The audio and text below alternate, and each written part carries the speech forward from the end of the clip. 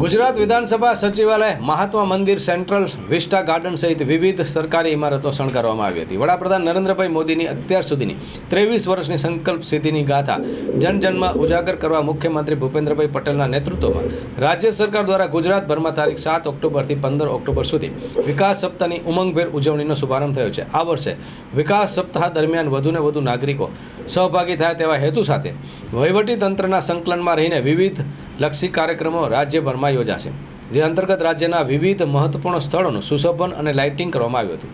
જનભાગીદારીથી યોજાનારા વિકાસ સપ્તાહની ઉજવણી અંતર્ગત ગાંધીનગરથી વિવિધ સરકારી ઇમારતો આકર્ષક રોશનીથી શણગારવામાં આવી હતી, જેમાં ગુજરાત વિધાનસભા સચિવાલય, Mahatma Mandir, Dandi bridge, central vista garden સહિત વિવિધ ઇમારતો પર રંગબેરંગી નયનરમ્ય લાઇટિંગ કરવામાં આવ્યું હતું. ગાંધીનગરના વિવિધ સ્થળોને અદ્ભુત અને આંખોને આંજી દેતી મનમોહક લાગતી રોશનીથી સજાવવામાં આવતા આ નજારો જોઈ શહેરીજનોમાં આનંદની લાગણી જોવા મળી હતી.